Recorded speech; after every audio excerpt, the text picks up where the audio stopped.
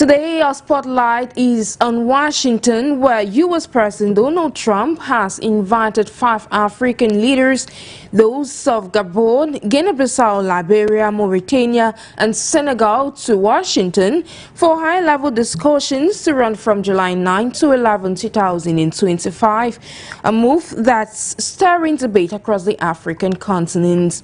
But why these specific nations? What's the real agenda behind the sudden diplomatic outreach, and could it reshape Africa's geopolitical alignment at a time when global powers are fiercely competing for influence on the African continent, and just a few days after the BRICS summit ended in Brazil with a threat to impose a 10% tariff rate on BRICS-aligned nations? Is this about security, new investment pledges, or subtle push to counter growing ties with China, India, and Russia? We'll break it all down, analyze what's at stake for Africa, and ask if this is an opportunity for the continent or simply old power politics in a new package.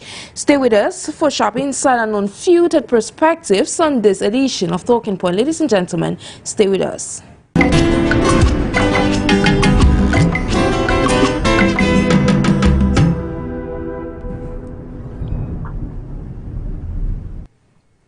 Hello Africa and the world, it's always a pleasure to be in your company, and of course this day we are discussing the recent update where the U.S. President Donald Trump has invited the leaders of 5 African nations to Washington after what we have seen between his meeting and that of the South African President Cyril Ramaphosa. And of course this visit is coming just a few days after we saw a backlash. We saw the announcement of a 10% tariff to all aligned nations to the BRICS. And of course, these nations include key nations equally on the African continent that might be either partners or members of the global bloc. Meanwhile, we shall be unpacking why the U.S. President has decided to invite these 5 African leaders to Washington for talks, which we're expecting to be getting updates in our subsequent editions. We shall be discussing this in the course of today's edition.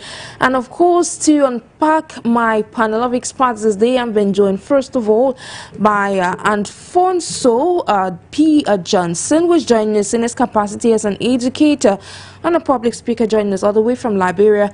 It's a pleasure to have you join us today. Thank you, Sharon. It's a pleasure being here. We're equally been joined by Dr. Stanley FONGOD in his capacity as a PAN-AFRICANIST, economist, and of course a CEO of CROSTON FINTECH. Thank you immensely, Dr. FONGOD, for taking our time to be with us today. Thank you, Sharon, for having me, and thank our viewers for tuning in as well, and my co-panelists for joining as well. While we shall be unpacking what we should expect, is what noting that this comes at a very critical moment. So I'll debut the conversation with you, ALPHONSO, today. From your own perspective, what do you believe is a real motivation behind this recent invitation of the U.S. President Donald Trump to extend an invitation to 5 African leaders on the continent at this particular point in time? Thank you so much, Sharon, for the question, and to the viewer, I bring you greetings from Liberia. Looking at the invitation from President Trump to the 5 African presidents, it could be traced back to his first term, maybe with the question of why now and why should it be done at this moment. Because back in 2018, January 10th to be specific, President Trump referred to Haiti and few other African countries as, apologize for the word, shithole countries like that. And why now you'll be inviting these African countries back to the US? And to be specific, you know, President Trump, since his second term in office, he has been concerned about his agenda, America First agenda, and Make America Great. That has been the agenda. And at whose expense would America be first? At whose expense will America be great again?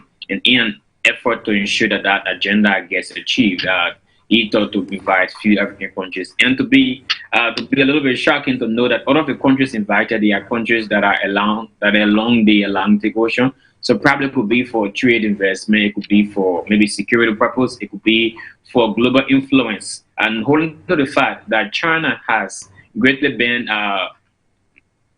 part of some African developments, like all of the countries that were invited. China has some huge investment in those countries, and America still want to have access to that to those countries and to exercise their global dominance over these countries. So it could be in those areas. But from an African perspective, the question would be why these countries, holding to the fact that these 5 countries, they are not the countries with the huge economic power in Africa, and knowing that Gabon is like 19 billion in GDP compared with Guinea-Bissau 2 billion, Liberia 4, Mauritania 10 billion, and Senegal with the highest like 30 billion in GDP, and holding 5 to US with the 27 trillion in their GDP. Why would you want to have conversation with these African countries who are lower economically? Why not South Africa or Nigeria? But it is because sometimes you want to read that these countries are countries who are rich in mineral resources, and that would be probably in my mind one of President Trump's agenda. Why can America benefit when it comes to the mineral resources from these African countries? Just a few days ago, before the president of Liberia went to the US, he signed an agreement to one of the American institutions, the Evan Hall, relative to the mineral assets holding fat from Bikano in Liberia to Yekepa. So it could be because of some of these reasons that these countries have been invited for that program. So, from your own perspective, it's truly strategic, purely strategic. Now, over to you, Dr. FONGOD. Listen to your co-panelists, and of course, we should note that there is a list as of now of a lead of countries on the African continent that have similarly visa restrictions from the United States. And of course, among these countries, if I'm not mistaken, we have Senegal on this list. We equally have, like ALPHONSO was stating, there are a lot of reasons that could be behind this latest move by the White House. But nonetheless, from your own perspective, do you equally agree with him that this could be purely strategic, you know, in dealing with African nations, especially in the fact that these countries might be rich with certain mineral resources? I think absolutely. I think one of the things that makes most of us a little bit quite scared talking about Donald Trump is the fact that he's quite brazen. I don't think that there's anything about Donald Trump that is strange. Donald Trump is Donald Trump, and most of the policies that Donald Trump is enacting today are policies that he has had since the 1980s. If you've watched Donald Trump tapes as far back as the 1980s, most of the things he's talking about, especially when it comes to tariff and how the middle class in America is basically being wiped out by China, and on not fair trade, which is basically what this country has gone through. I'm talking about the United States because I'm here currently. And so the idea about Donald Trump trying to be able to find some kind of leverage, especially on the African continent, since everyone is coming to Africa and reintroducing America on the African continent in a different light, in a different posture, as opposed to what has been, especially if you're looking at people like Barack Hussein Obama, you're looking at people like Biden, you're looking at people like George Bush. George Bush was a little bit better for the continent. But if you look at people like Barack Hussein Obama and Biden, those postures that they had on the African continent, I think that Donald Trump is calculating and bringing into the, trying to be able to reintroduce America onto the continent of Africa. Is it quite strategic in relationship to minerals? Absolutely. Donald Trump is going to do whatever it takes to put America first, and I think that if there be anything that we need to be able to learn on the continent of Africa, it's not as to what Donald Trump is doing, is to figure out, well, what's so much about America that Donald Trump is putting America first. And so we need to basically start, dreaming of this posture on the continent of Africa, where we put Africa first. I think that that is the most important thing that we can do as Africans. Secondly, if you look at these countries, they're all coastal cities. They're all coastal nations. And anything you need to understand about the continent of Africa is the fact that we are quite stagnated on the continent of Africa. And most of our stagnation has not come because of colonialism. Absolutely not. Most of our stagnation has not come because, because of slavery. I mean, slavery has its place, true. All right. Colonialism has played, tremendous hurdles, has placed tremendous hurdles for us as Africans, to basically navigate the landscape, true.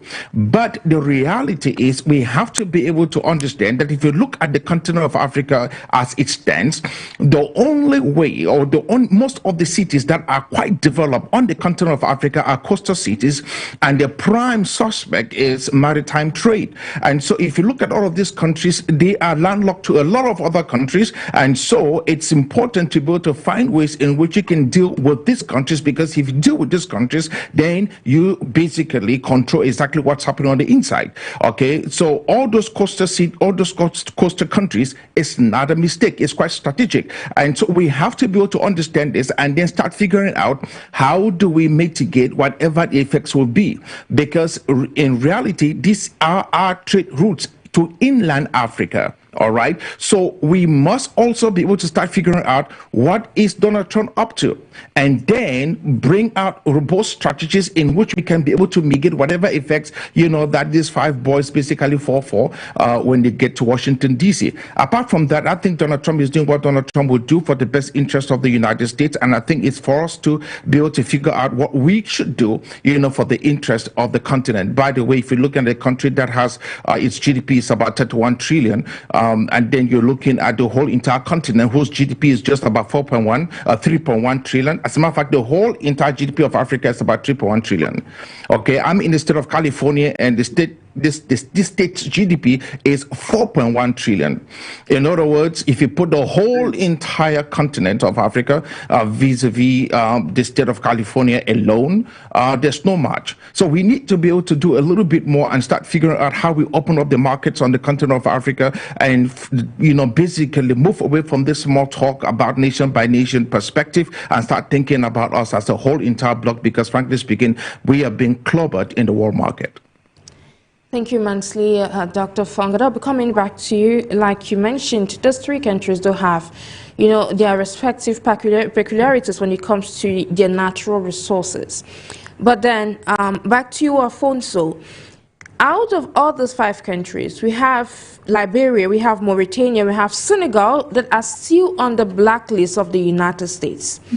If the U.S. president had put these African nations, though rich in natural resources, on the U.S.'s blacklist, why should he be inviting their president at this point in time? Because I believe, if I have to align myself with Dr. FONGOD, it's not just about counteracting the presence of Russia and China on the African continent. Yeah, Sharon, thank you so much for that question again. I think if you have followed Donald Trump for some time, you know that he has this negotiation strategy that pushes you to the wall and gives you the time to yield to what he wants to do. You saw that with the president from Ukraine when he was in need of the rare earth elements from Ukraine, and he had to push Zelensky to the wall to ensure that that deal went on. And I think that's exactly what is happening at this moment. It is a calculated meeting. It's not something that it's not a meeting that's just coming up. It was been calculated. So Liberia might be concerned about we are on the American blacklist. How do we get ourselves off the blacklist? If you went to that negotiation with that mindset towards it, you will be at a disadvantaged end. You will be at a disadvantaged end because Donald Trump will have already had influence to allow you to do what he wants to do. It is not in the interest of your country, neither will be in the interest of your continent. It will be in the interest of America. It is clear that Donald Trump is more concerned about make America great, the America first agenda. And it is with our African leaders that how do we, like Dr. FONGOD said, how do we reach to the point that allowed us to say Africa first? Where in the world will one man, one country call five leaders and they leave their agenda of their country and they went there into the US just to sit and discover what he wants to do.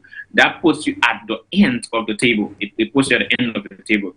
Africa might not be maybe rich with financial issues, but there are mineral resources that allow Africa to be able to feed the world. And if Africa has an understanding of what she has, our leaders will not consistently be treating themselves to go to China. Maybe like 20 African leaders go to China for one conference, 20 African leaders or 5 African leaders go to America for one conference. Let's reach to the point that Africa too can invite world leaders to come to their country for summit. Until we reach to that point to realize what we have and what we can do, we will always be at the back end table with the global market. Because Donald Trump, like I said earlier, he's not concerned about what benefits Liberia when Joseph Boakai goes to discuss the agreement with President Trump, or even in the lunch. And there's no free lunch, obviously. So there's something that Liberia might lose in the conversation. We might gain something, but the extent as to what we gain and to what will be lost, it will be it will be enormous to what will be lost. And I think that my plea and my prayer for my president in the conversation is not to go and sit at the end to look for aid, and that the aid or to look for debt, and that the debt turned out to push the country backward, and even with the other 4 African countries. But if we went out to discuss, let it be to discuss deals that benefit my country enormously, and it does the same thing for our global village. And that would be my point on that. Thank you immensely for that insightful contribution. Dr. FONGOD, your co-panelist ALPHONSO, says that at this point, him inviting the U.S. president, inviting these leaders to to Washington, I beg your pardon, has already been calculated. From your perspective, are we likely to see new trade agreements, investment promises emerge from the said meeting to hold for 3 days?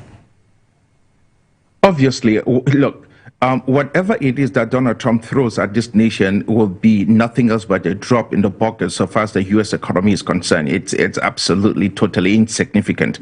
As a matter of fact, if you think about it, you should have smaller states like Montana negotiating with, maybe 4 or 5 different countries on the continent of Africa. On sheer volume of, in terms of their GDP, I don't think that we really have much to offer apart from our dignity. And obviously we have none left because we have sold everything, on this fake, what we call democracy that does exist on the continent of Africa. We have sold our consciences and our souls to whatever demented ideas we have, that we have to stay in power, to infinitum. That in itself is quite crazy, to say the least.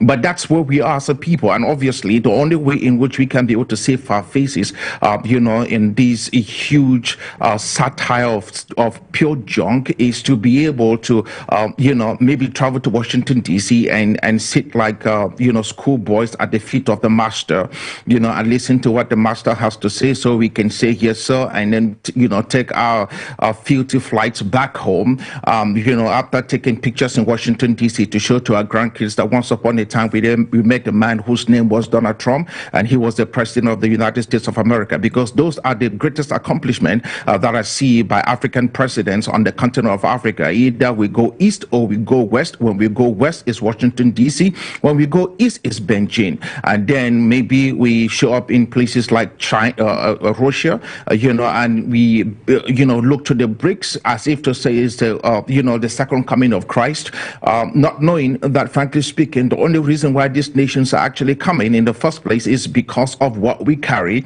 and that is our natural resources.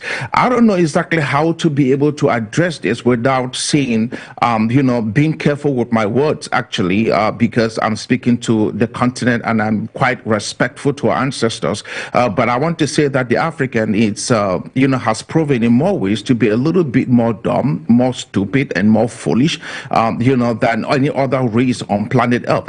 I don't know exactly what is it about us and the white man, and that we basically just fall flat on our faces and act stupid. all right, look at where we stand in relationship to the natural resources that we have. I understand the difficulties we have on the continent when it comes to the fact that we do not have, any in routes, especially waterways that are navigable by vessels, which has been the major source of development, or the major way in which most continents around the world has developed. Look at the Mississippi in the United States of America. Look at the Rhine.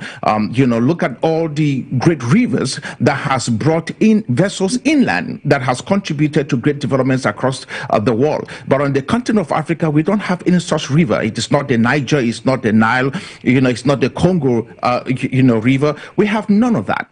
All right. But the reality is, we know those difficulties, we understand those difficulties, that's home. All right, this is our homeland, and we do have natural resources, we have minerals, we have land, and the only thing the African is not doing is protecting, all right, and being productive on what is it that we have. And so if you're going to ask me, what Donald Trump is doing, or what these boys are doing, if there's a new posture, I don't know exactly what that even means, new posture. It's the same old posture, all right, because the only person who is not changing is us. All right, same scripts, different cast. We are basically not doing anything to be able to improve our own conditions on the continent of Africa. And I think that time has come for us to basically, especially to me as a Pan-African and all Pan-Africans, we should stop talking about, all these colonial issues and God knows what, and pick up a mirror. Because the reality is this, man, look, the only person who is the greatest obstruction to the development and the progress of the African is not a Caucasian, it's another Negro. It's another black man. I think that's where we need to, pay our focus on and start asking ourselves, how do we change? Because frankly speaking, if we do not change, I don't see exactly how any change is possible. Indeed, the change starts with the African continent. But Alphonso, having listened to your co-panelists, did you share the same opinion as him? And of course, when you look at these countries, a nation like Senegal might be facing the problems of illegal migration, while a nation like Liberia could have issues around, social challenges. Gabon has moved from a transition to having the coup leader become the president of the Central African country.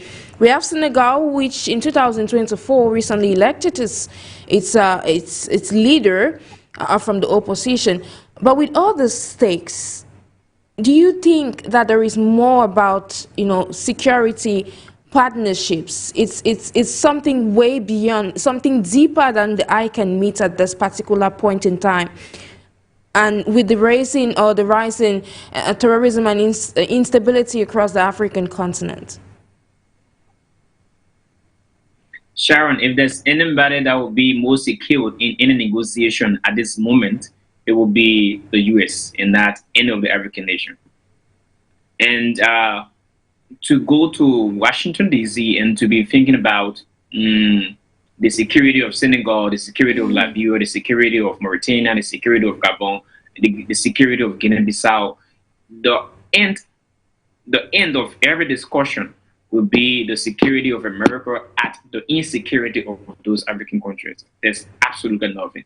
The more that we make ourselves available for conversation of such in maybe Washington or maybe in Beijing, at the end of the conversation, we create more rooms for those white leaders to infiltrate into our system, break down our cultures, break down our values, go against our traditions. We create more rooms for it, and at the end, they get more secure than we are vulnerable to them, then we will be able to secure ourselves. And there's something that, like the Fulcrum said, and I think that's the only thing that Africa is not doing is Africa is not thinking. That's the only thing. Africa is not thinking, and that has placed us at the bottom of the modernization table. We are not thinking on what becomes of our young people maybe 50 or 100 years from now. China is thinking about 100 years from now, what would their country look like? African leaders do not think about what will happen. Our thoughts are just beneath our nose. And sadly, I don't want to generalize it, but for example, Liberia, the nation is being governed by a political agenda at every electoral turn. when this party comes to power, they raise or electoral agenda for that term. And when these parties leave, the next party comes with different electoral agenda. With this agenda changing every single time, it pushes the country backward, not going forward. What if we were to have an African agenda? The African agenda has been distributed to the 54 African countries, and those 54 African countries make it, or they turn it to we move in a different direction. But when we all have different developmental agenda, we all have different currency, we all have different borders, we all have all these things are things that stop the flow of money that should keep the country moving forward. African leaders need to rethink on what exactly Africa should be doing. What do we have? Who are we? Are we Africans? Yes. What do we have? How can we monetize what we have? How can we not just go to the table, but we can create our own table that allows leaders to come to our table? Until we reach to that point of thinking, we will always be having this conversation about our leaders leaving our country, abandoning the agenda of the country, and going back to have a discussion with Washington, with Beijing, with Moscow, just for the sake of those countries to protect themselves and their people. At the end, our natural resources will be expanded. They're going to have access to it, and they will use the African country to gain their global influence at the end, because America does not want China to have more influence in Africa than she does. That's the same thing with Moscow. So when America observed that China is doing that a lot, then she tried to exercise her power. It's not at the end or at the benefit of any African country. It is being done so that America can ensure that she's the number one, and she has the power, she has the influence. So African leaders, even for the emerging generation, that we need to rethink on exactly what we want, who are we, and what can we do, what can we offer to the world, what do we have that the world needs, and if we have these things that the world needs, how can we place in a system that allows the world to come for it, and not us taking it to the world at, or I'll say, free scale. When you're going to sign a deal for 1 billion, I'm not concerned about what you got. I'm concerned about what the next person at the table got. If America will give you 1 billion, what is America getting from it? If China is thinking about building your ministerial complex, they're thinking about building you road, and thinking about building you different duplexes around, what is China getting at your expense? That should be our thoughts. If we cannot think about what are we losing in this negotiation, we will always be at the bottom of the table. And that's my advice and my prayer for African leaders, that we do not consistently talk about our problems, we do not consistently talk about our leadership crisis, but we should point that we can think about how to solve them, because the problems are obvious. We know there are problems in this continent. We know that there are problems. Nigeria has problems, Liberia, Senegal, Niger, South Africa, Kenya. We all have problems. But how do we come around the table to ensure that it does not be like a Liberia problem, but it becomes an African problem, that we can solve it together with an African solution? Now, another thing that I've realized is that it is impossible to use an American solution to solve an African problem. That's exactly what we have been doing. That's exactly what we have been doing. We take democracy, that is a borrowed concept, and we use it to solve our problem. And that's one of the reasons as to why Africa is at this moment, because consistently when a school wants to gain influence, they'll be looking for the British curriculum, the American curriculum, and because we borrow these things from their system, we always worry with them. We need to rethink Africa. We need to rethink what we want to do with our resources. We need to rethink that we do not consistently go to them, that they too should be able to come to us so that they can have a value for what we have. And not only with that point, but I know a few years ago back in Liberia, we had an issue with printing money. And Africa goes to, I'll say Liberia, we go to the US to print our money. Whereas Zaga does, the United States print her own money. She does it in her own country. But you pay to them, and they print your money, and they take the value of your money, and you come back to your country and you use it. These are issues that we have. Until we rethink on how to do it, until we rethink with character and competence, Africa will always be at this conversation that we are having. Yeah. That was a powerful one, Alphonso. Thank you immensely. Now, Dr. FONGOD, Alphonso said a lot. He mentioned that there is a need for an African agenda, which of course could be applied from country to country depending on the realities within the respective context. Now, You mentioned in your previous response that the fact that Washington is inviting African leaders puts already Africa at the receiving end. It puts Africa at a point where it cannot be able to detect what happens. Now, while we're trying to find out how much leverage these leaders have to truly negotiate deals that could benefit, first of all, the African continent, I'm trying to find out, from your perspective, what do you think about having this African agenda, which I'll put in quotes, that could, first of all, lead to the continent benefiting itself, the continent striving for its own growth and development before reaching out to the rest of the world. Though, of course, according to international norms, no nation is isolated. Yeah, for sure, no nation is isolated, but the idea becomes, whose agenda are we going to go with? Exactly. Are we looking at the African agenda? Are we looking at a Pan-African agenda? Are we looking at an agenda that places the African continent first? Are we looking at an agenda that basically pushes us from where we are to where we're supposed to be? An agenda that basically brings us in terms of, different policies on the continent that will enhance the life of the African, whether it's infrastructural development, whether it's the issue of basically doing a lot so far as agriculture is concerned, or basically making sure that our mines are completely secured, they are not used as instruments of war. What agenda are we talking about? The unfortunate thing is this, that we talk about agenda but it means nothing. So just because we are basically pushing the idea that we need to be able to have an agenda that works, but the agenda needs to be written by Africans for Africans with an Afrocentric mindset. Africans should be responsible for setting the pace and writing the agenda that we need. I think my co-partners were speaking on the idea that when you start talking about education, for example, on the continent of Africa, you're talking about something that is quite Western, or you're talking about something being maybe a curriculum from the United States of America, a curriculum from Britain. But the idea is this. So what happens to the African curriculum? What happens to us as Africans? And the reason why we are, again, not looking at us to mean anything is because we have no self-pride, we have no self-dignity, and self-value has been eradicated from our consciousness. And so we are also breeding a generation of young people who do not even respect who they are as a people. And so in the end, everything that is Western,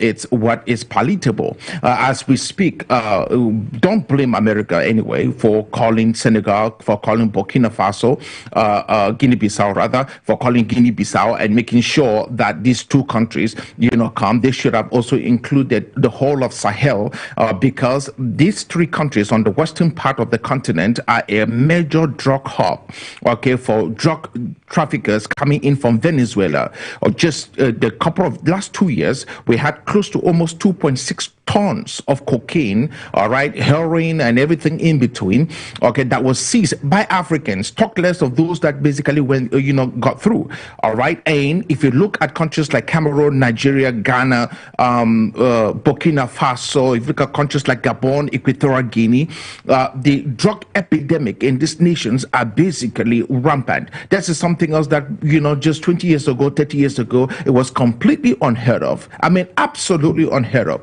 But their kids on the streets of these countries are basically doing drugs and dying, from overdose. So we have to be able to be a little bit more responsible to even our own country. I don't think that there's anybody who understands about the safety and the security of the African more than the African.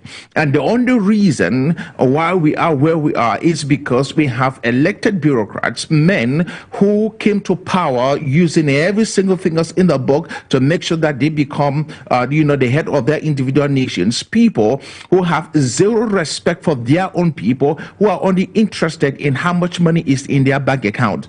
They love power and they hate the people to whom it is that they are governing.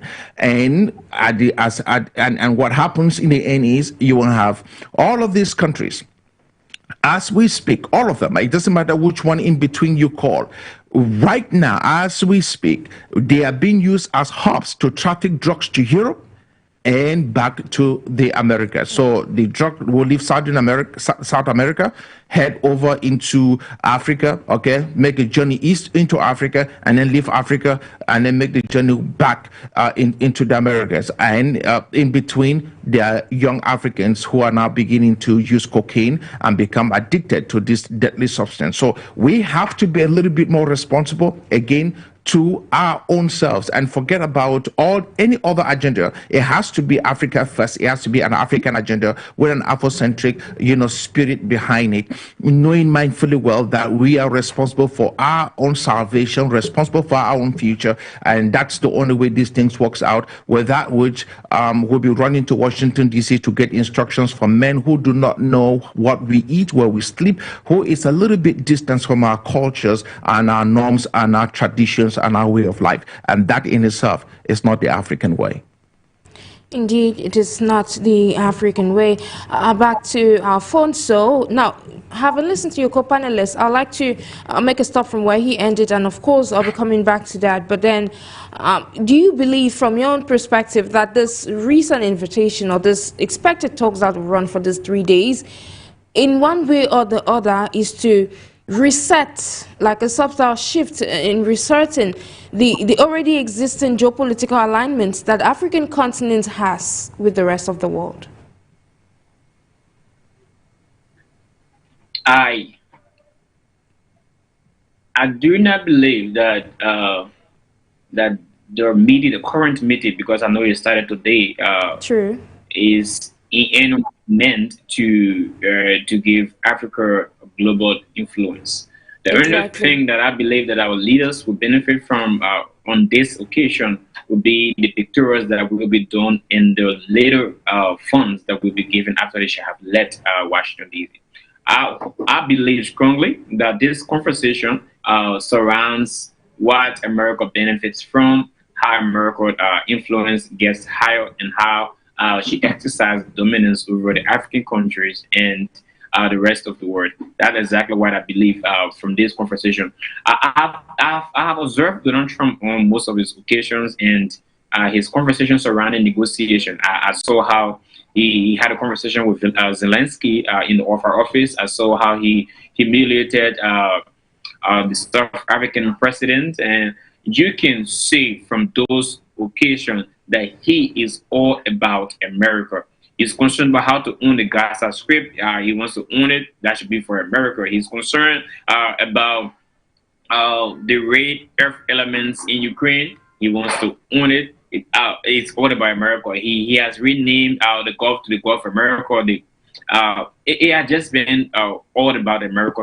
So I'm sure that the conversation surrounding the media today, tomorrow, and the after tomorrow will be about how can America benefit with these from these 5 African countries? What can Gabon give in exchange for what America has? What can Liberia give in exchange for what America wants? In terms of natural resources, I know Gabon is rich with all the uranium, iron ore, gold. That's the same thing with Liberia. Liberia has gold, diamond, and these are things that they are concerned about, and to make their country better.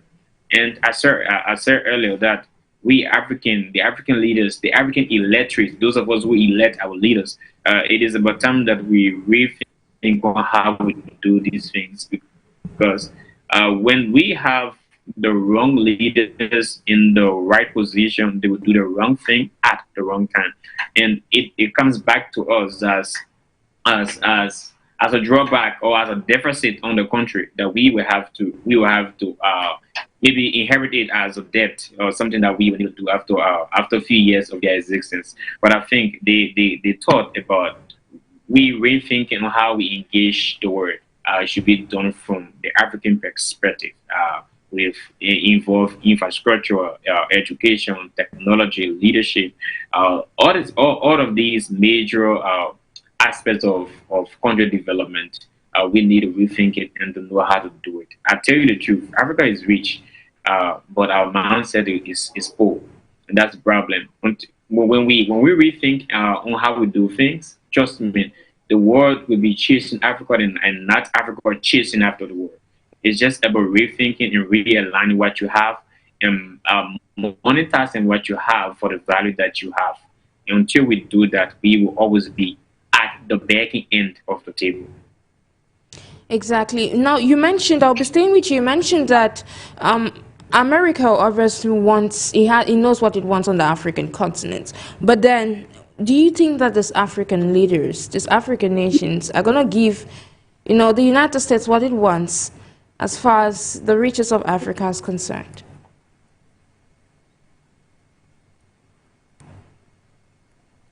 Pardon me?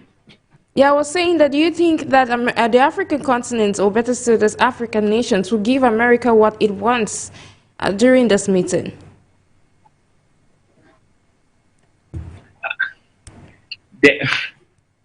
I am 100% sure. Maybe there will be a change, and that something will be done by the grace of God. I'm 100% sure that during the conversation,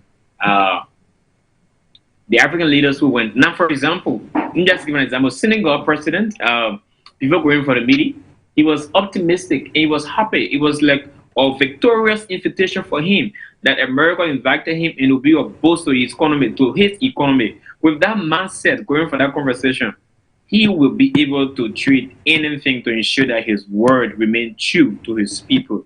Because he was glad that he got invitation from America. He was glad he was going to be opposed to his economy. With that perspective to a global negotiation, I believe that it puts you at the end of the table because you are already glad and optimistic that the person we are going to negotiate with will be able to help your economy. If you are going there for help and not to discuss a business deal, then it means that you are at the end. So from that perspective, I believe strongly that if not all the African countries, I know all will do. If not all the African countries, I believe that they will be able to negotiate and give America what she wants. And not only that, if America needs security presence in these African countries, they will be able to do it. If America needs maybe their natural resources, they will be able to do it.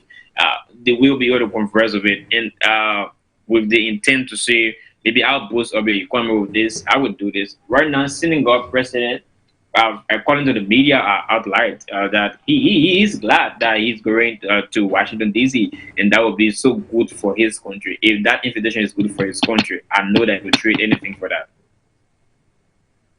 Okay, thank you so much, Alphonso. Now, we're moving forward with you, Dr. FONGOD. You listen to Alphonso and, of course, his point of view, standpoint as far as, this topic of discussion is concerned. But like we said, we are discussing how to put the African continent first. Like you mentioned in your previous response, it's about defining an Africa that can stand up for the continent first and then, dictate the rules when it comes to negotiation with the rest of the world. Now, let's look at something. In your previous response, you spoke about the issue of drugs getting into the African continent and moving back to the United States. You equally highlighted the aspect of illegal migration, which is something we still have countries on the African continent that are striving to curb at this particular point in time. But then, when we look at Trump's personal political agenda, we're not looking about the policy of putting America first, but we all just said, do you think that this move to invite African countries is in one way or the other, like which is what you have mentioned that previously, it's gonna benefit, yeah, it's benefiting the United States, but I'm trying to understand what more value could this add to his personal political ambitions, rather than first of all the United States? Make America great again. That's the philosophy. Sure. It's America first. Mm-hmm. It's all about, making America great again and, doing whatever it takes to make sure that you put America first. I think that he's doing well. I think that he's doing whatever he was elected to do, and he's doing it exceptionally well. All right. Unfortunately, I'm an African, and I'm telling you the truth. I don't like what is happening on the African continent, but you have to give him kudos. You have to say, you know what? Promise made, promise kept. All right. This is Donald Trump. Those are the promises he made. He was going to put America first, and that's what it is. The question becomes, what are we doing, on the continent? And I think that The only solution that we have, and I heard your question correctly, but the reality is that Donald Trump is doing, is putting America first. But the one thing that we need to do on the continent of Africa is to make sure that we basically have a market on the continent. You see, investments and capital investments into sub-Saharan Africa will only come as a result of the size of the market. It does not matter how we talk about the fact that small to medium-sized enterprises on the continent of Africa, it's basically starving for funding. They can't scale, talk less of survive, all right? And the reason for that is because most of the small to medium-sized enterprises have very limited market. So if you look at the continent in itself, it looks big, it looks large. Yes, for sure, we are a gigantic supercontinent. But the problem is that our markets, it's very midget. Our markets are quite small because every single country on the continent of Africa, it's its own market. So you have Nigeria, that's a separate market. You have Cameroon, that's a separate market. You have Ghana, that's a separate market. And all of these markets do have their own regulatory framework. So it is extremely quite difficult for any investors to show up into Nigeria and then seamlessly float across the continent of Africa. And the reason for that is because of all the regulatory hurdles that they basically have to go through. So in other words, it's all about the market. And so we can really not talk about having on the continent of Africa a better economy, having, talking about unemployment reduction, and then basically talking about real investment so far as capital inflow is concerned, talking about small to medium-sized enterprises doing what they do best by basically boosting the economy, adding up to the GDP, getting young people working, to bringing capital funding so that young people basically can start thinking about becoming entrepreneurs, people with great ideas, either in agriculture, in tech, whatever spaces that they do occupy. We need to be able to expand the market.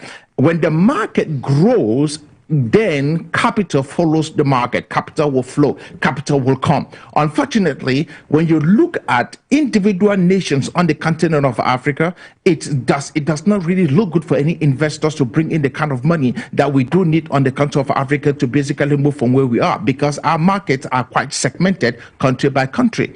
So think about this way: if you're trying to be able to have an invasive species of fish in a particular on the continent of Africa, you will look for a river that is interconnected with all other rivers on the continent and basically introduce that species of fish into that particular river. But unfortunately, on the continent of Africa, what we have are small tiny ponds, and so or small tiny lakes or whatever. You put a fish in a small lake, all right, it's going to stay there forever.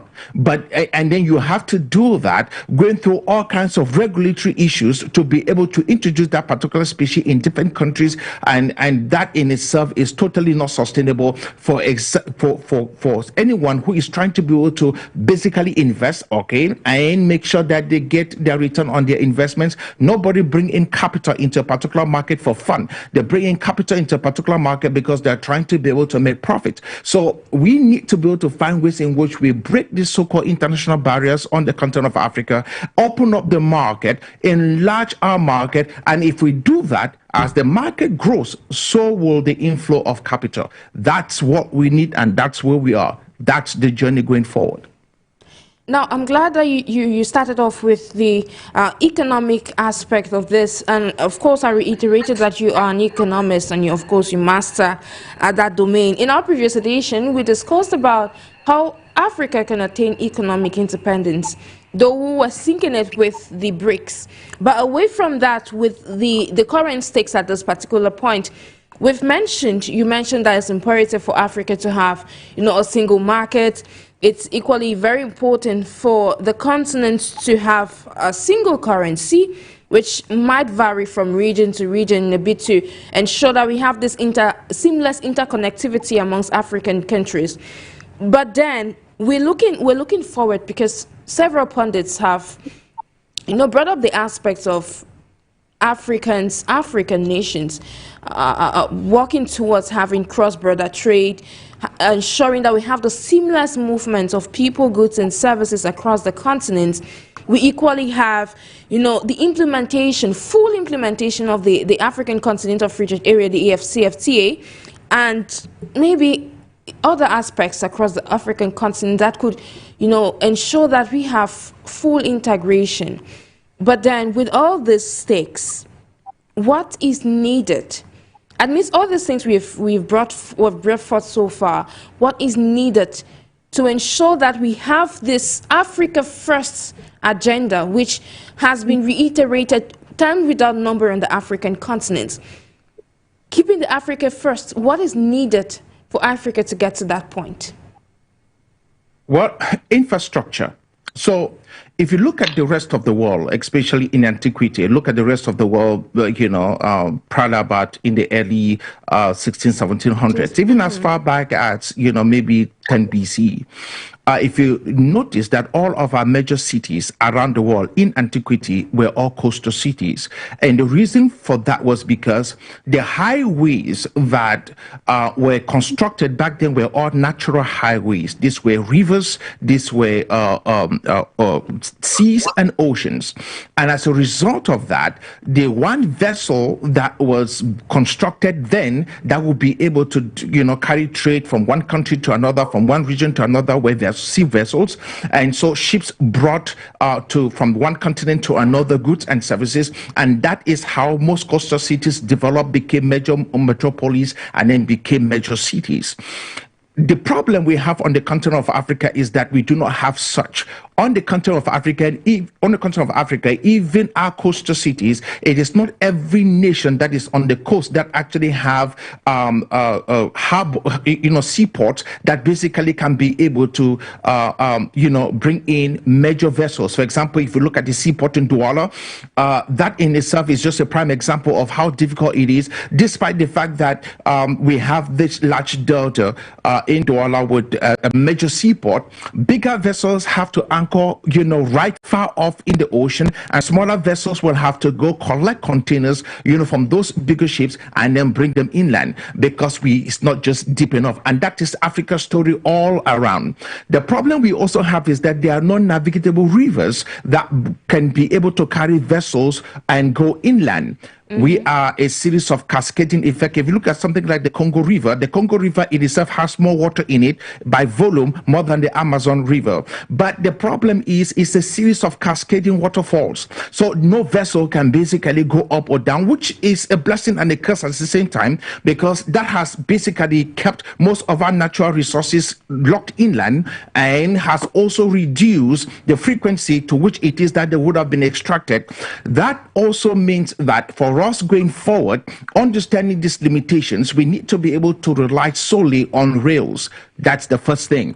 We must be able to build railway tracks on the continent of Africa with the same gauge system or standard gauge system, so that different zones, and my proposal has been, if you get something like ECOWAS or the Eastern Bloc to basically develop their own railway system with the standard gauge, and you have the Western Bloc, does same, and then the Central region, the UDA region does same, and then what will happen is when we interconnect with one another, we can now be able to have this beautiful network where goods and services is being transported across the continent of Africa. That's the only way in which we mitigate these, natural restrictions that we have so far as our geography. Because our geography, believe it or not, is a major problem for those of us who live on the continent of Africa, especially when we start talking about trade.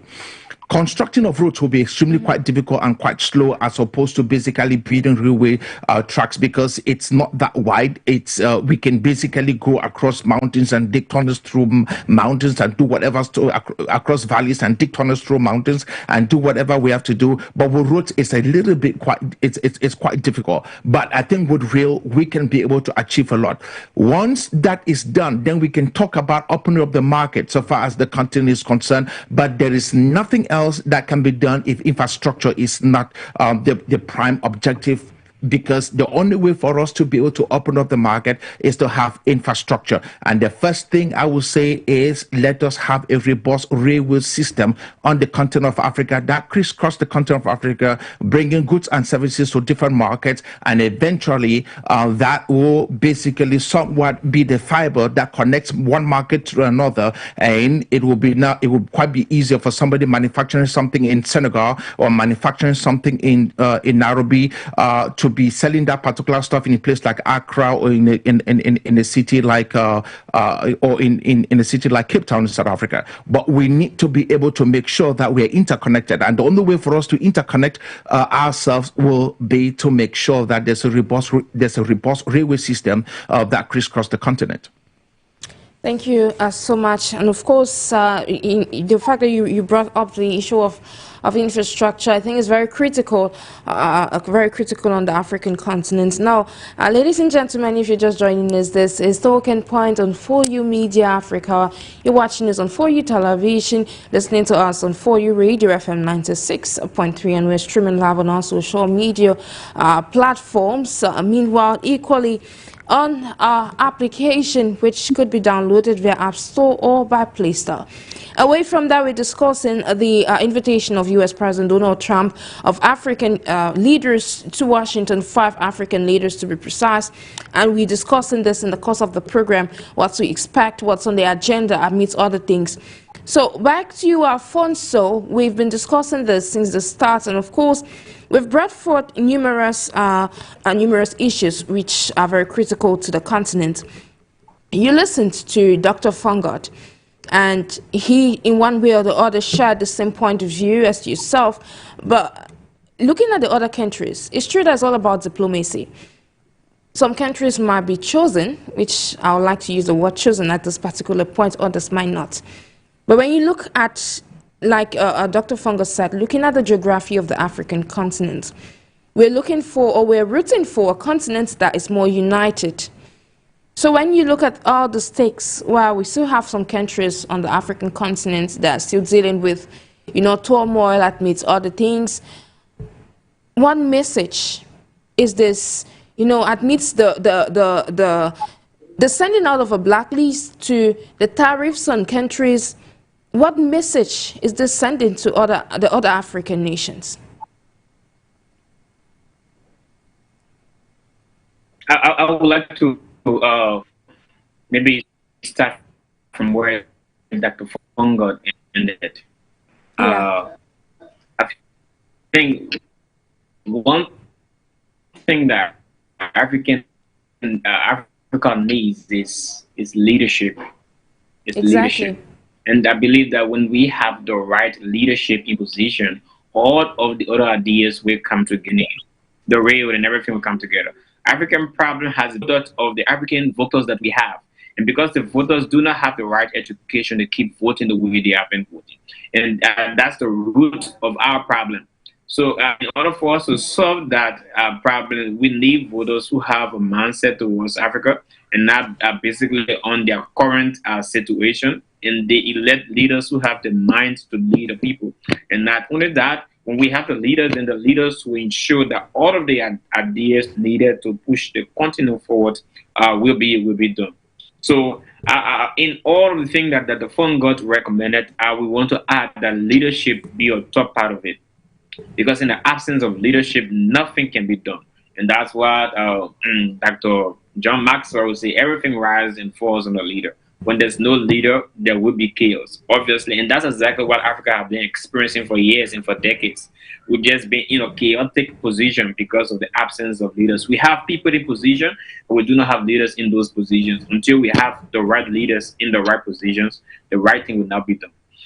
So the message to other African countries right now, I believe strongly that they too should be aware that in as much that Donald Trump has started with 5 African countries, they are not exempted from what he will want to do, from what he intends to do.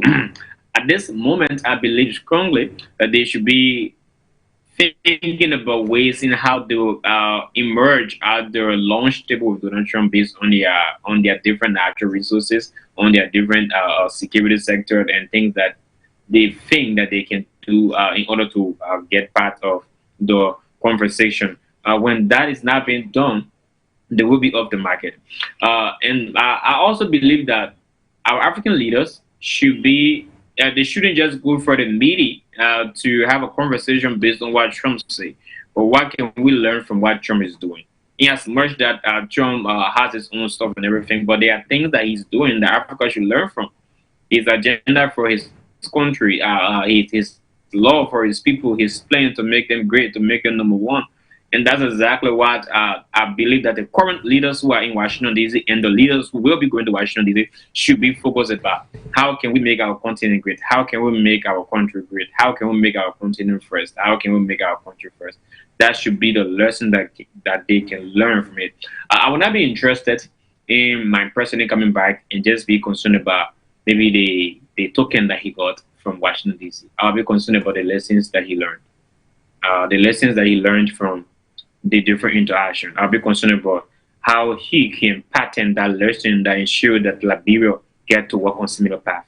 That we have just 15, like count this 15 political subdivisions like that. They have more than that, over 30.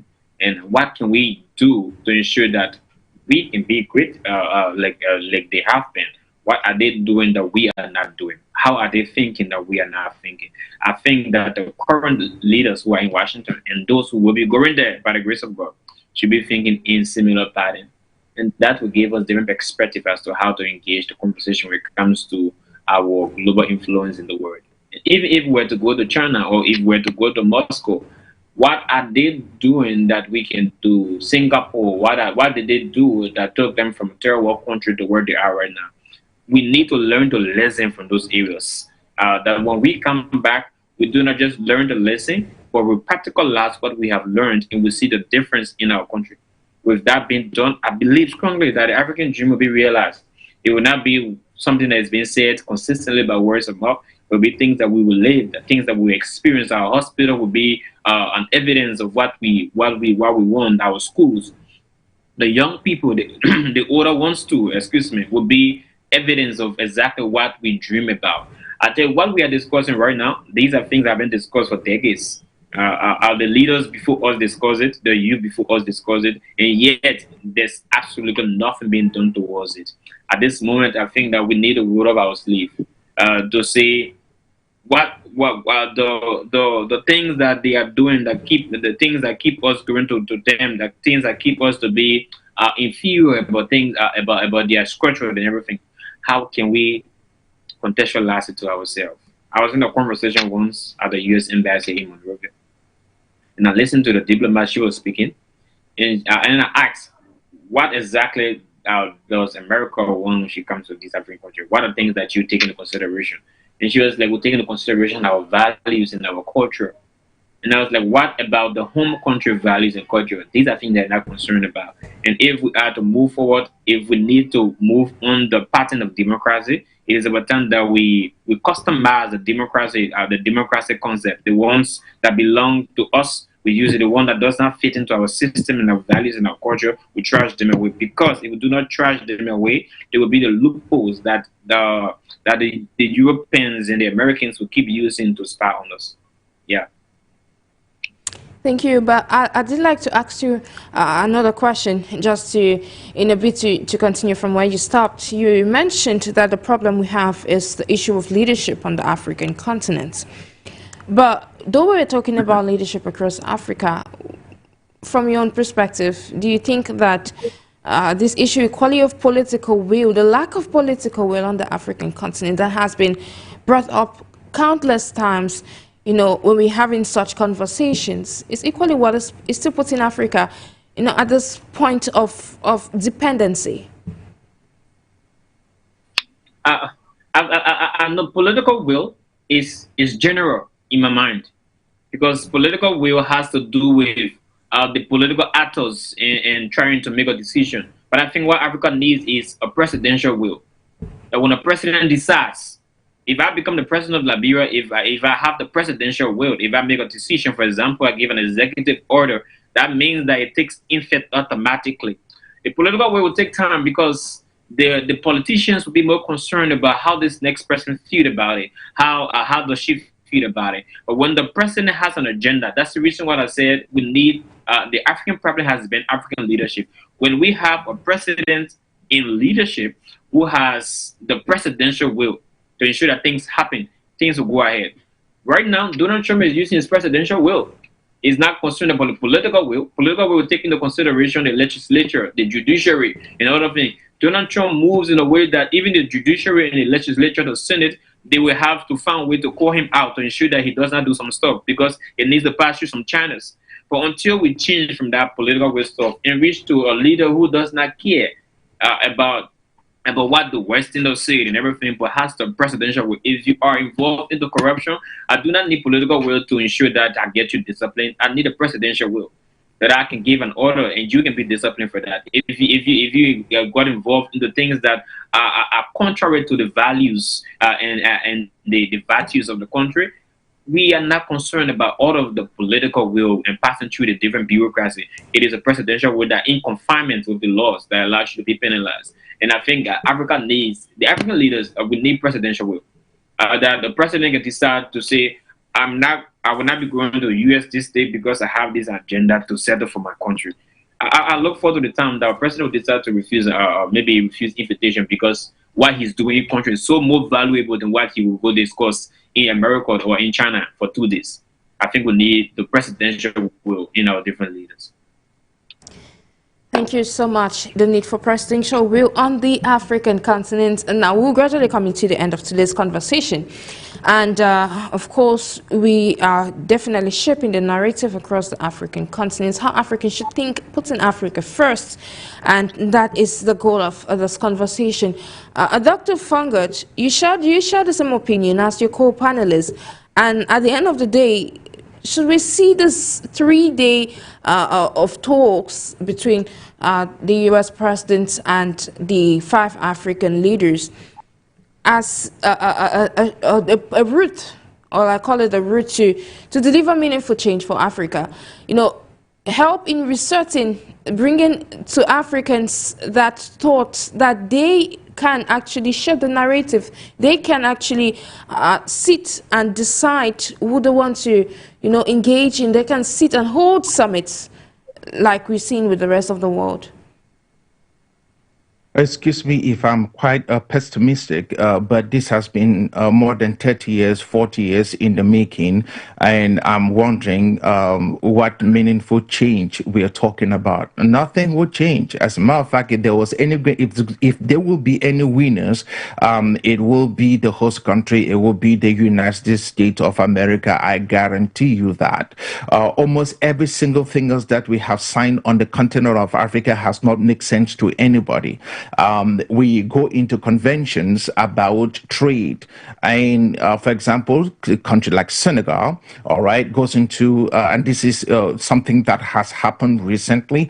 They're going to trade with some European nations and with the EU. So you know what, we're going to be able to trade with you guys in relationship to something like wheat. But the problem is that the wheat farmed in Europe is heavily subsidized, and that one that is farmed on the continent of Africa is not. So which one do you think will be cheaper in the market? Obviously that which is coming from Europe. And so the local farmer basically cannot even sell their own wheat in the local market, talk less of exporting anything, because they are not mechanized. And so in the area of we're signing conventions, we are doing all of this stuff, it makes no sense. It is just lunacy. It is it's crazy to say the least. So when I hear my co-panelist says the beautiful things that he said, I'm quite optimistic that I think that the only realistic hope we have on the continent of Africa is that we have young men who are basically beginning to dream and think about the continent from a unique perspective. That basically means that there has to be some form of personal development and responsibility on us as Africans so that we can begin to shape the narrative and actually take matters into our own hands, because without which it's going to be extremely quite difficult for us to, enact any kind of meaningful change so far as the continent is concerned. I grew up on the streets of Bali in Cameroon. And on my particular street, it was a long street. At the end of that street was nestled something called the press craft, where tourists will come visiting the village primarily because they wanted to go and, see the artifacts and some of the crafts and sculptures that were being manufactured and created in that particular center. And every now and then you will have a Caucasian who will stop any of the local village boys, all right, or girls, or local men and women in the village, and then they will ask them a simple question like, where is the handicrafts center? And the Balian, who basically spoke maybe no words of the English language, will shrug their shoulder and said, no English, okay, no English, no English. And what do you think the tourist would do? He will increase his volume, he will raise his voice as if to say he was trying to compensate for the man's illiteracy in the language. It doesn't matter how much you shout, you have to be able to communicate content. Unfortunately, on the continent of Africa, we shout too much with absolutely zero content. And so going to Washington, D.C. is shouting. The reality is that it means absolutely nothing. We must be able to find ways in which we communicate effectively ideas, meaningful ideas, ideas that has the capacity to be able to harness the potentials that we do have on the continent of Africa. That's what makes us great. That's what made our forefathers great. When you look at the pyramids of Egypt, great ideas, meaningful ideas, great calculations, all right, which basically gave rise to the value of pi, all right, 3.16 back then in order to calculate the volume of spaces. That in itself, long before men like Archimedes came up with 3.14, we need to be able to understand that, yes, great ideas actually emerge on the continent of Africa. Look at the center of Great Zimbabwe. Look at places like the Benin City in Nigeria, Dahomey, present-day Togo, and across the continent, is it in Mali, places like Timbuktu, Sankore University. We need to be able to understand Africa's greatness.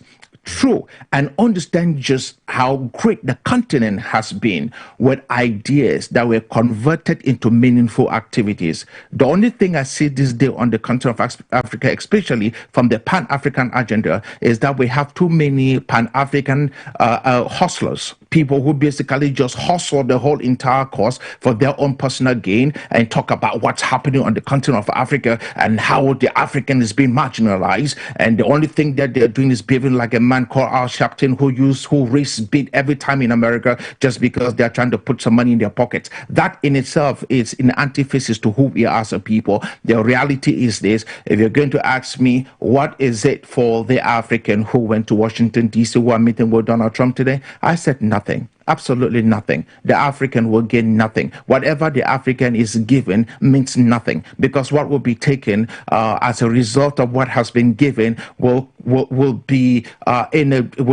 so they give all things in an arithmetic progression, and then they take in a geometric progression. Go figure.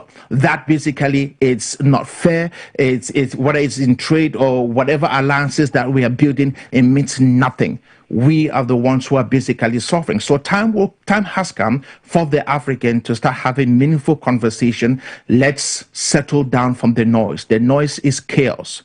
Let's find order out of this chaos. I think that would be the meaningful thing that happened to the African. To ask you one last question, Dr. FONGOD. You mentioned that Africans should stop the noise. They should work towards collaborating amongst each other to make the continent great. Am I correct? Yes. Okay. So from your perspective, in a bit to, ask you this question, if we're trying to make the continent great, you listened to ALPHONSO's view of what Africans should do while putting the African continent first, ensuring that African leaders, those that are at the forefront in respecting or in representing, I use the word representing the African continent, prioritize the interests first of the African people. Now, with that said, from your own perspective, having listened to him, what is your own vision of Africans putting African first?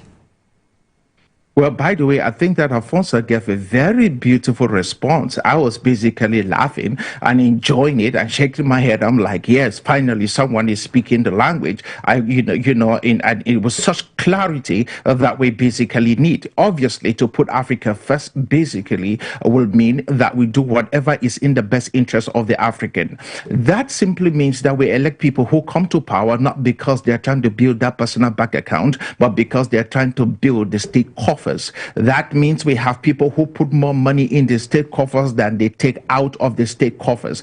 That simply means that we invest in the future, we invest in education, we invest in infrastructural development, we invest in agriculture, we invest in technology. We need to be at the forefront of everything else that is happening so far as our daily lives are concerned on the continent of Africa. To put Africa first simply means that we are no longer a continent that is waiting for handouts from the West. Sometimes when Donald Trump or any of these world leaders basically call Africa to come and sit down and let them get lectured, they deserve it. And the reason for that is because all we do on the continent is sit down and write for grants and wait for money to be shipped onto the continent, as if to say, you know, we are nothing else but the super gigantic continent of beggars. We're rich. We got a lot. But the reality is that for every bag of rice that is being sent, or a bag of salt, or whatever stuff that is being sent to the continent of Africa, a ton of gold is being extracted. And in itself, that is neither fair. Only a fool and someone who is incredibly quite stupid will think that that's normal. And unfortunately, you have these leaders who will benefit as a result of these, games at the expense of the African. There is no reason why the continent should not be as good as the continent should be. In the days of Mohammed Gaddafi, there was no one in Libya that basically experienced any kind of hardship.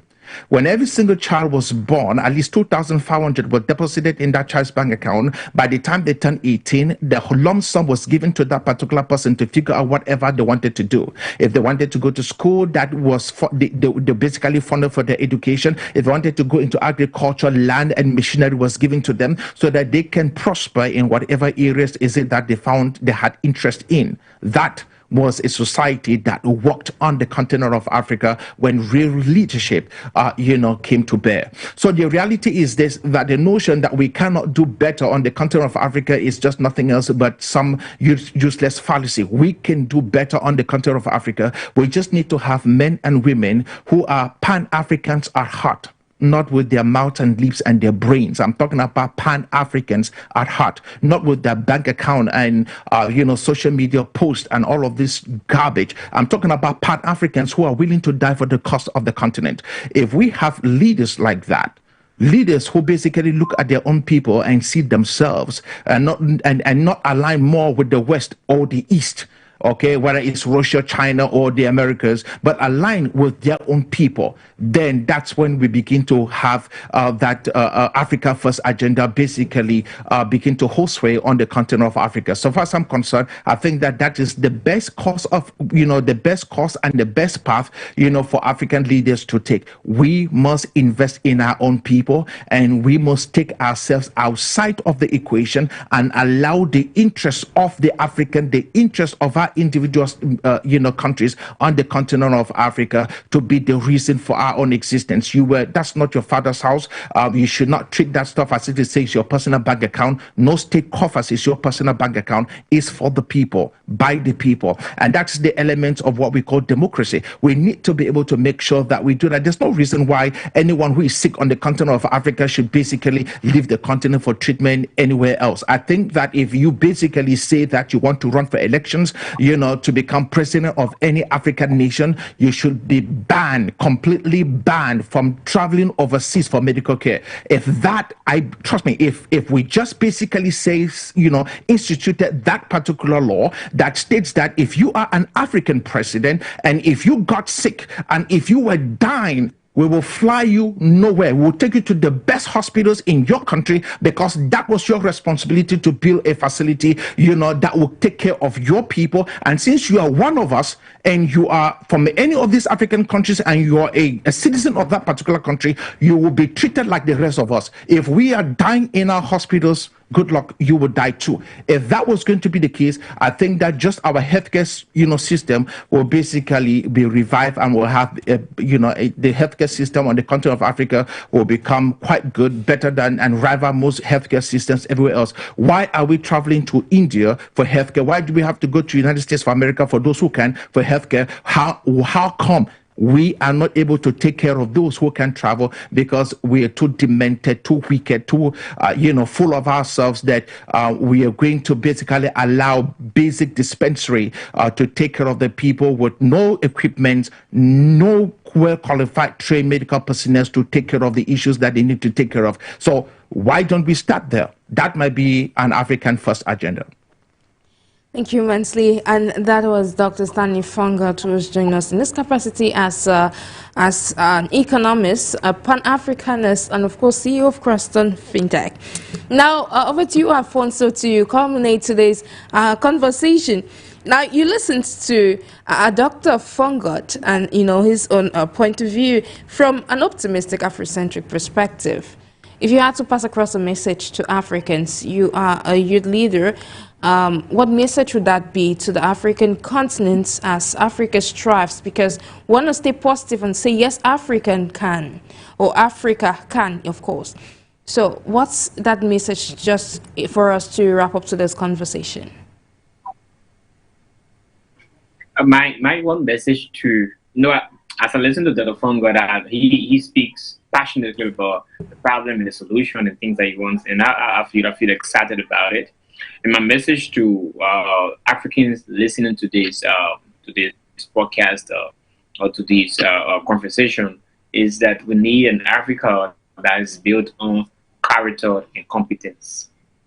Africa built on character and competence. And if you are a young man in school, maybe you're a young lady with your mother, or maybe you are in school and you are having the appetite and desire to become an African leader. My prayer for you and my hope is that you develop on the foundation of competence and character. Competence to do the work according to the academic standpoint, and character to live from the heart, that you do not steal from the people. I think for a very long time that we've had leaders who are competent and do not have character. We have leaders who have the A's and the B's and going to other university, and they use their education to steal from the people. And I think in order for us to right that is to, at this moment, to build our children from the home, from the school, the daycare, and nursery, that they are built on competence and character. That when they get there, they do not use their credentials to steal from the country's coffers. And I believe that when we do that, we will have not just a change of a country, but it starts with a change of people. It starts with one person. When you can be built as a person you are competent enough to do the work, and you have the character to know that this does not belong to you, this belongs to a group of people. This should be distributed equally to every single person. That when I get in the position, I'm there to serve and not to be served. When we try to change the way we do the African leadership, I believe strongly that we can do some great thing in Africa. To our leaders who are currently in position, my word to you is that it is not late to right the wrongs. I think if you want to be known for anything, my plea to you right now is that you make some corrections at this moment to make some turnaround. That we are tired, we are exhausted.